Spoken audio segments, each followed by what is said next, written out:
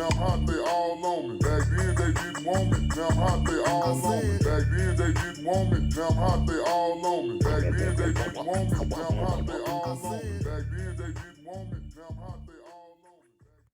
All right, ladies and gentlemen, boys and girls, welcome back to On Time Sports Talk. I am the Remix Casey Schedule, flying solo because this is the episode 2 of the exclusive Mavericks coverage from yours truly. So I'm going to talk about two things. Two things. One is preview tonight's game, keys to the game, what they need to do. The other one is I saw this on the Carton Show this morning. I saw this, or I heard it. Give credit to the Sweet Spot on the ticket up in Dallas Fort Worth. I heard this yesterday on my drive home. LeBron to the Mavericks? Would you want that, my fellow Mavs fans?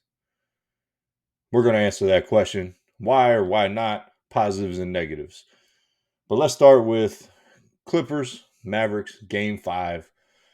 Keys for the Mavericks, what they need to do to make sure they take the pivotal Game 5 win. Number one, you got to come hot out of the gate. The two slow starts, like I said in the last video, I don't know if it has something to do with afternoon games. I don't know if it's just they're out of their routine, but it's a nice evening start tonight. So hopefully they're in their comfort zone. They get their, chicken and rice dinner or whatever the heck they're eating from their personal chefs. And, you know, hopefully they come out right. And the coaching staff has a role to play in that as well. So hopefully Jason Kidd has tried to adjust over the last couple of days to, he knows his players, he knows his team as a head coach. You know the feel and the personality of your team. So hopefully he uses that to attack what he think is lacking to get them to come out of the gate quicker. Because if you come out of the gate slow in Clipperland, I don't think you can crawl out tonight. I really don't. You couldn't crawl out at home last game. It's going to be a struggle. It's going to be a real struggle if you come out slow. So no slow start. The coaching adjustments that really need to happen. Now, J Kidd, you don't know me from Adam, but I know as a fellow coach, I got to put my best players in the game when the game is on the line. Daniel Gafford and Blake Lively, in some sort of combination, need to be in the game in the fourth quarter tonight. Ride Maxey early. Give him his minutes. Keep him happy. If you're even concerned about keeping him happy, but keep your bigs in the game in crunch time tonight. It did not work last game. So try something different in this game. See if you have that brilliant move, the Rick Carlisle, JJ Barea into the starting lineup type move in you. You were there. You saw those type of moves. I know you know those type of moves. Now you need to do them. Big guy in the game at the end, especially if we have fatigue issues or injury issues or foul trouble like Luka got into early last game, which he cannot do tonight either. You need rim protection tonight and be able to out rebound them as well in the fourth quarter with your size and just being physical. Being able to be physical late in the game, it just saps your energy even more when you see these big dudes in there. And you're like, holy petunias, I got to go in the paint against that again. It wears on you. It's like a good running game in football. Like you don't run to break the game in the first quarter. You run to break the game in the late third and fourth quarter. So I mentioned Luka. He cannot get in early foul trouble. I don't think he will. I think that was an anomaly. I do think he needs to back up off the refs. I've said this before. I think he's the whiniest player in the league right now. And it's just not a good look. He's not getting technicals. But, man, when you beg a referee for a call every damn time down the floor, it's going to get on their nerves. It's going to get on the opponent team nerves. It's going to get on your teammates' nerves. It's going to get on your coach's nerves. It's damn sure on the fans' nerves. Stop complaining every time down the floor, because when you need the call, you're not going to get the call. And then you get even more frustrated, and then you complain more. And then eventually that leads to, sensitive refs being rightfully so sensitive in that situation, teeing your butt up. You got to understand how to work these. Y'all are professionals. Y'all should know how to work referees and you guys see these guys all the time, which I think actually backfires in your situation right now, because you sit here and you have a relationship based off of whining with them instead of, hey, what'd you see there? What, what could I have done better? Come on now, you missed that one. I got you. You know, y'all doing a great job tonight, even if you don't agree with them. Like, the human being is reffing the game, and you need to understand that. Quit being such a whiny dude, Luka. That's my only complaint about your game. Uh, you know, whiny players. I can't stand it. But no early foul trouble. The other thing Luka's got to do, I think he has to attempt to do, because you don't want him not taking shots. He's your guy. You're going to ride and die. As in my coaching experience, you ride your best players, and you're going to ride Luka. You're going to ride Kyrie. Ultimately, he needs to try to be more efficient from the 3-point line. Not necessarily taking 12. I don't know about taking 12 shots, but if he hits 8 of them, then he's being efficient. But if he takes 5 of them and makes 3, and he gets his points from the line or going to the hole mid range, he just needs to be a little more efficient, where he's not averaging as many shots as points. I talked about that Kobe inefficiency that last video I talked about in episode 1 is if he's being inefficient with his shots as well as his points scored, you'll take it all night long if you're the Clippers. 100%. I don't think the Clippers are going to shoot 62% from 3 again. I don't think they're going to come out as hot as that, even in their own gym, in their own home court. That was an anomaly. And even with that, they barely won the game. You out rebounded them. You had more turnovers. You had less points in the paint. You didn't win very much in the game when it comes to the key stats of winning the game. So a little more efficiency from the Dallas side, especially from Luka. The other keys to the game of what I see is, I mentioned this in episode 1, PJ Washington playing 40 minutes, only scoring 10 points. Not necessarily picking on PJ by any means. He's out there to play great defense, things of that nature. Kind of be the tough guy role. Everyone needs dogs on their team, for sure. And I love what PJ does. I would like PJ to be around 15 points tonight, as well as his teammates around Luka and Kyrie. If you get 3 or 4 or 5 of those guys in double figures, you're getting the lobs to your big fellas. Some of the other outside perimeter players like Jones, Maxey, Josh Green. If you can get those guys between 6 and 11, 12 points, it's going to make, when you get to the end, it's going to make it so much easier, because you need to play that team game for about 3.5 quarters. Okay. You got to play that team game 3.5 quarters tonight. And then you go into that fourth quarter, you let your big two take over. Let them make plays. And I think if you do that as a team tonight, man, I think you'll be golden as the Dallas Mavericks to take game 5, take control of the series, going back to Dallas with the ability to win on your home court, and completely avoid the game 7 scenario and having to win 2 in a row.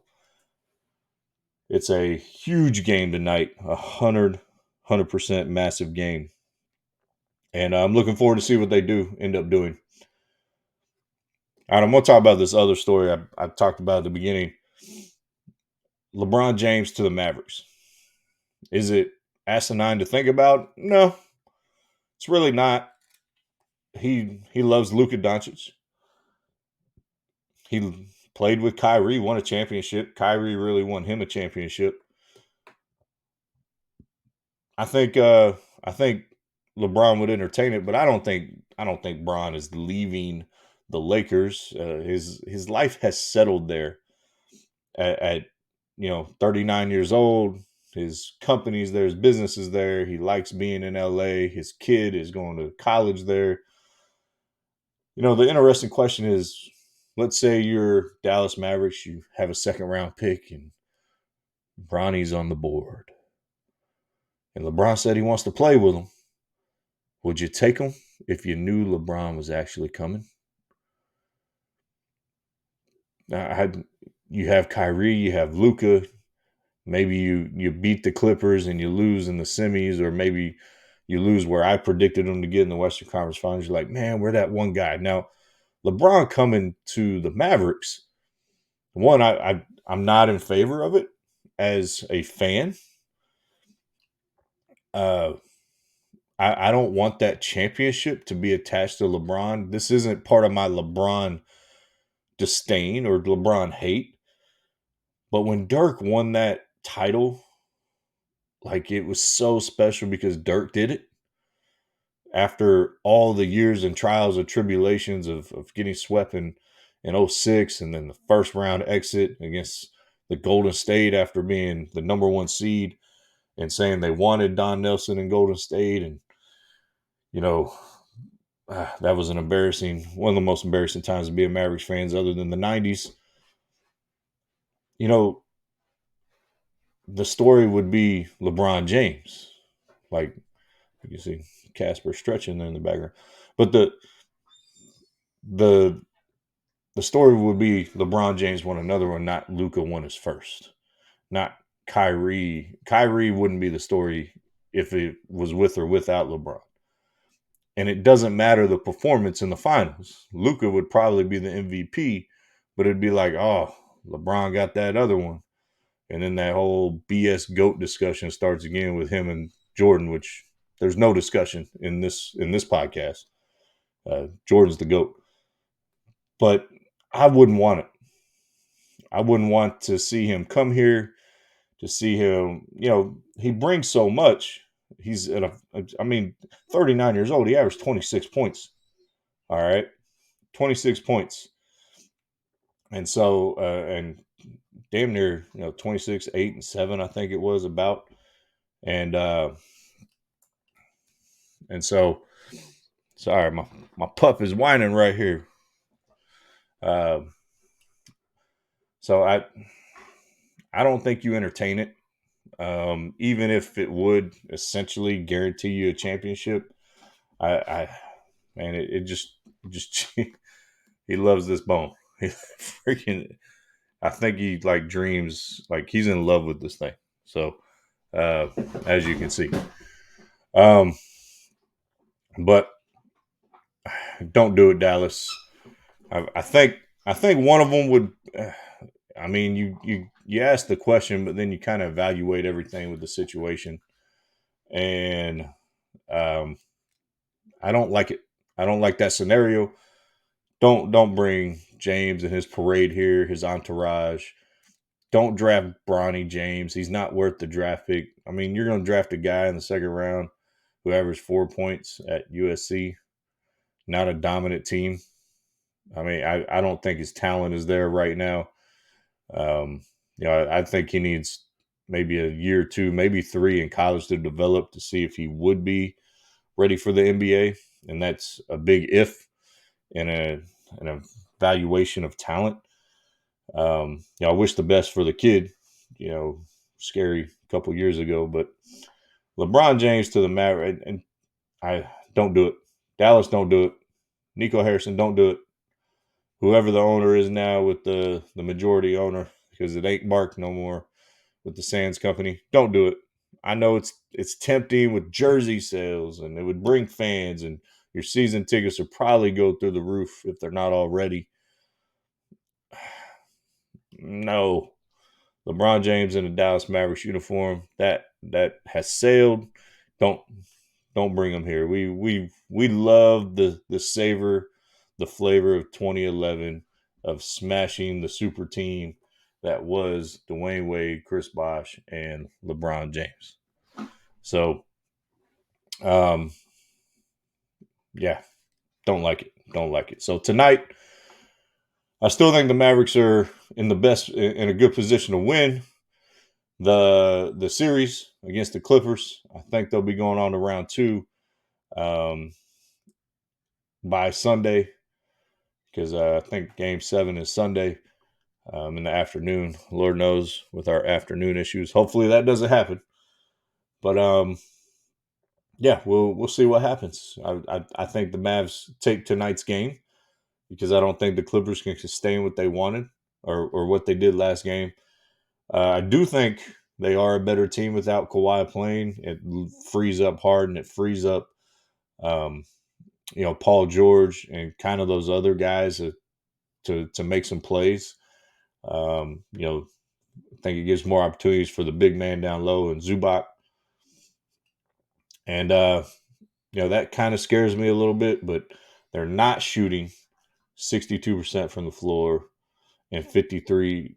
They may shoot over 50% from the floor, but I think Dallas is going to be more efficient, and I think the Clippers will be less efficient, and I think that's going to be the biggest difference. And I think the Mavericks were a little pissed after that game a couple of nights ago after fighting back and not getting it done. And, yeah, it was a tough one to watch. But let's make some coaching adjustments tonight.